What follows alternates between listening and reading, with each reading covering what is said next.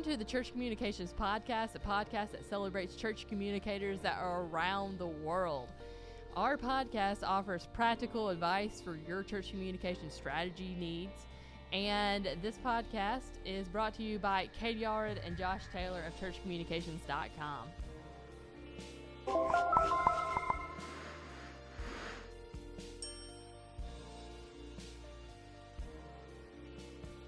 Welcome to the Church Communications Podcast. I'm Katie Allred, and with me today is Josh Taylor. Hey, Katie. How's it going? That's good. How are you? I'm great. Good. So today I'm so excited because we are joined with the Kyler Nixon, a good friend of mine, a moderator in our Church Communications Facebook group.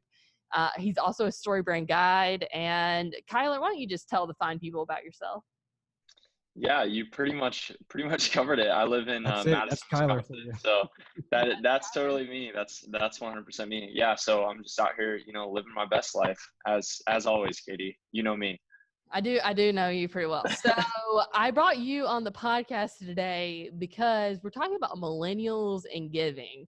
And Here's the thing. We're covering the entire millennial spectrum in this podcast, from the Zennial, okay, and then I'm directly in the middle. I'm Taylor Swift millennial, and then you are at the very end of the millennial in like 2000, right? Yeah, I'm like, according to some people, could possibly fall under Gen Z, but I'm right. More aligned with millennials, I would say. So also a Zennial, just at the other end of it. Yeah. Pretty much. So, and I am like just a millennial, no questions about it. So, we found some great statistics about millennials and charitable giving.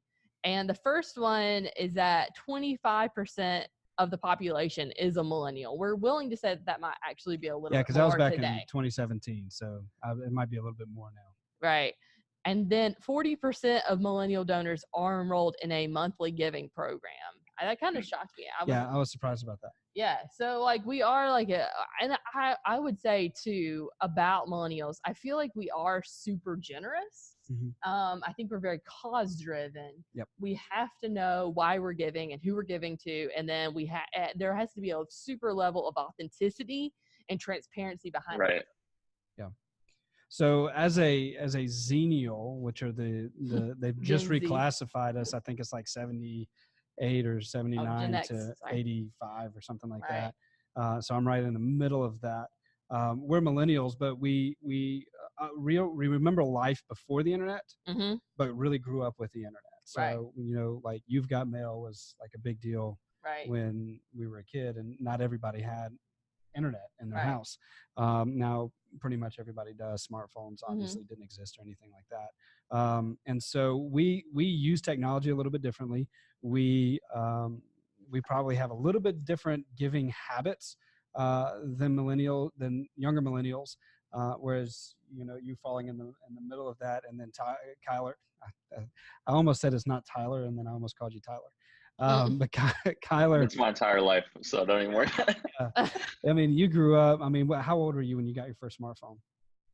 Oh man, probably 6th grade, 7th grade, 12, 13, I would imagine. I think I almost graduated college. I had graduated college by the time I got an iPhone. Okay.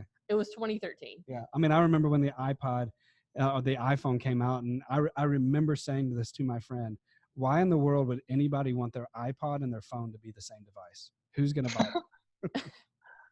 So a little unique, right? I also grew up without technology up until I was 9, and then I started coding, which is a big part of my story. Wow. Normal. Everybody was coding when they were 9, right? I wasn't doing that.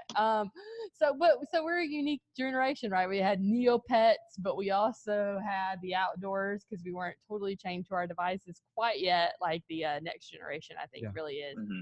So, Kyler, when churches are asking for gifts, what do you, I don't know, like, is there any giving moment like at a church that really stands out to you as like an amazing pitch or a terrible one?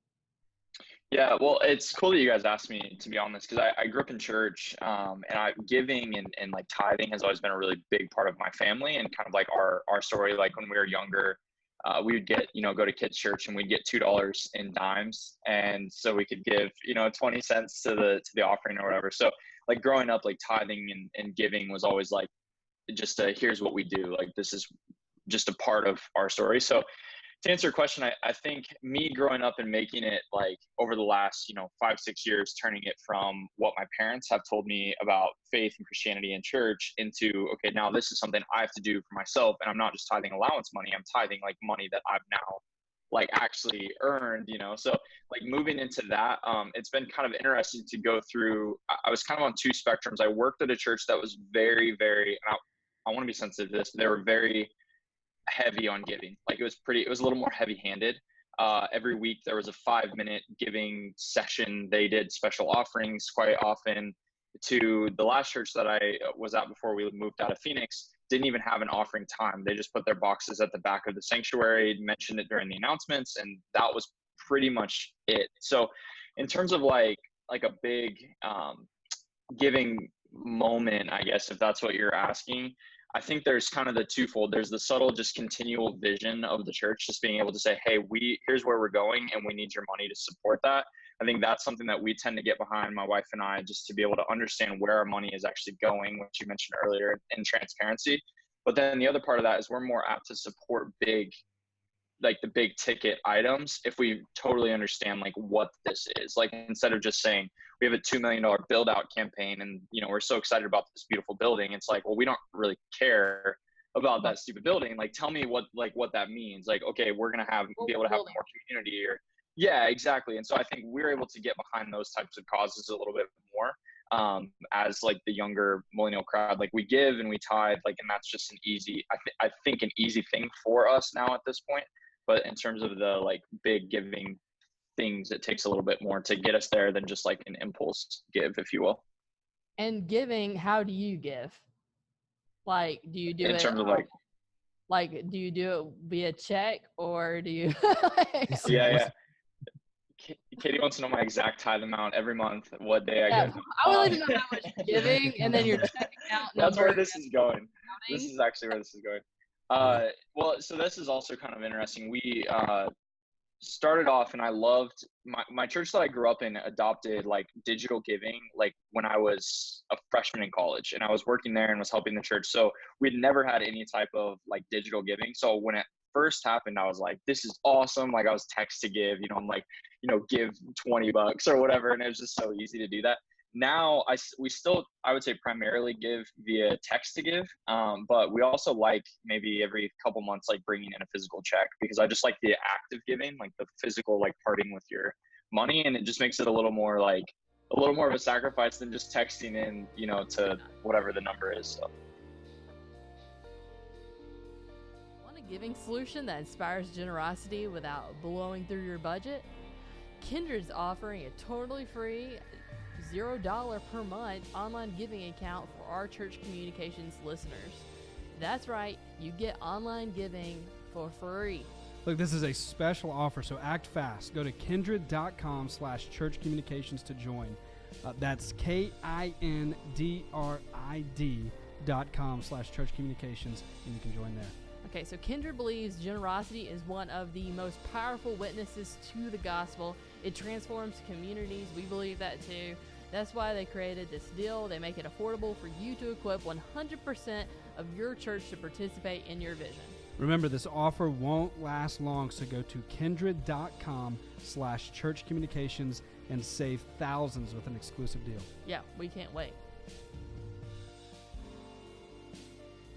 It says on this charitable gift statistics, it says millennials are active on their phones and respond best to text messages and social media, but rarely check personal email or respond to voice calls, which I think is true of me too. Like I will check a text message in a second, but if you leave me a voicemail, it'll probably be a few days before I actually listen to it.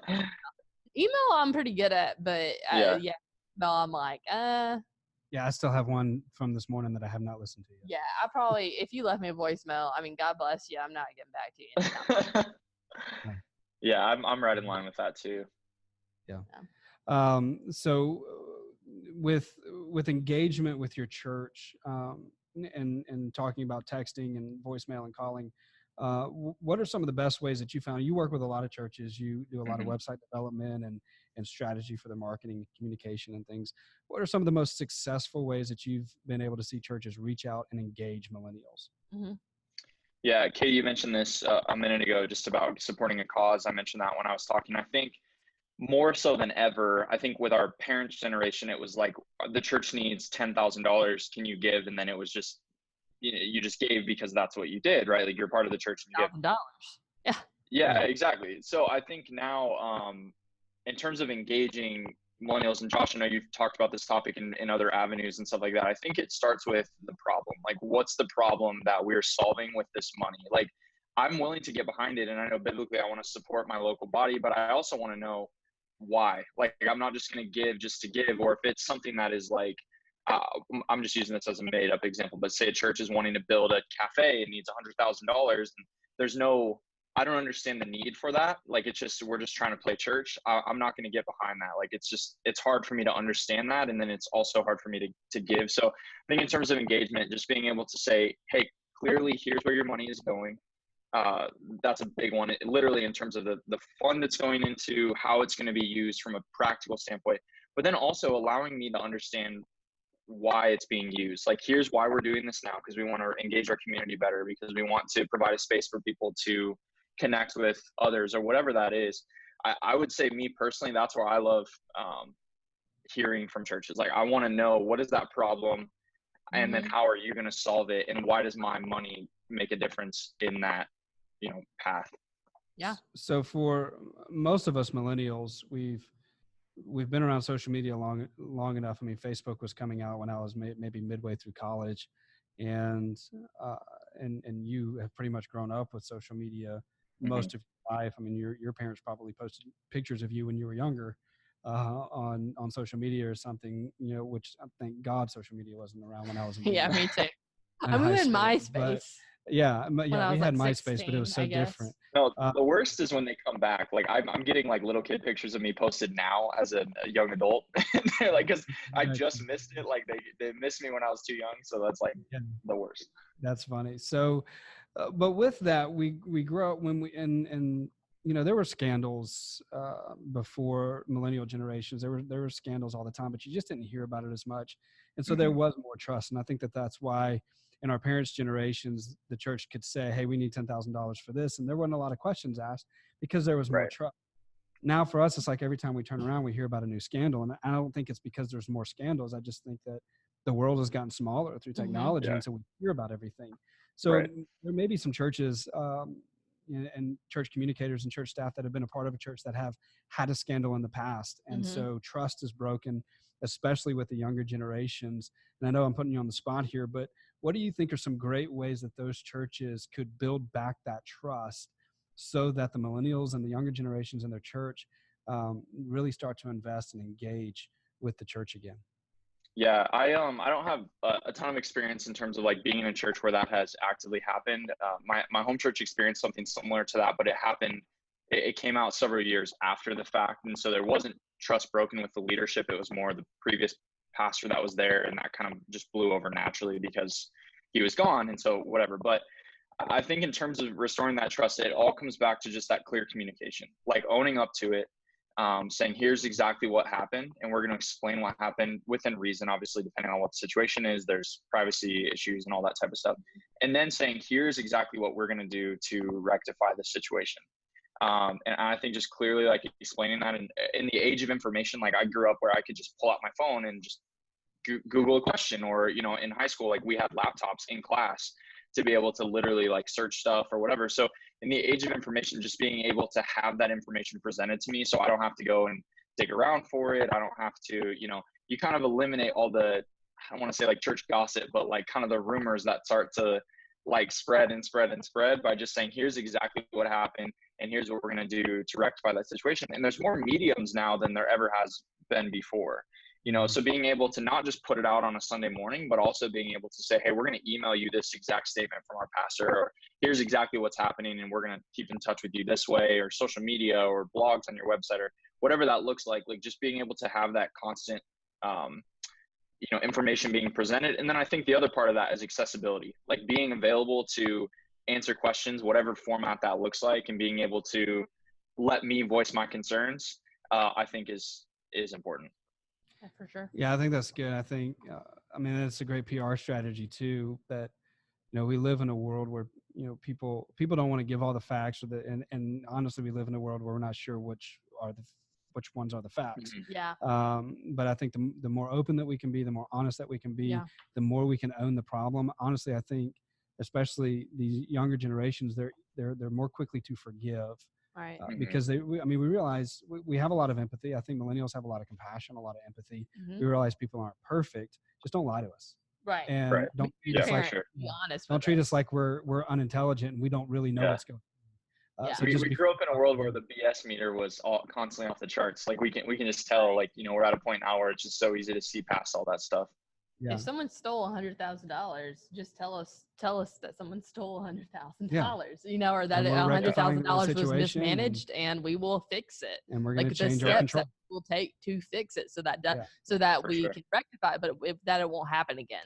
So the thing that I'm really seeing here, from whether it's overcoming a scandal and building back that trust so that people invest, to getting people to invest in either a new campaign, capital campaign, or just to invest in your ministry in general, is just being very transparent, very open about what you're doing, where the money's going, and how they can be a part of it, and how it's affecting the people in the community around.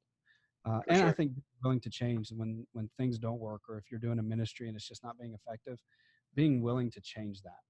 Where that would have been more difficult in generations previous. Right. I think we're more open to change.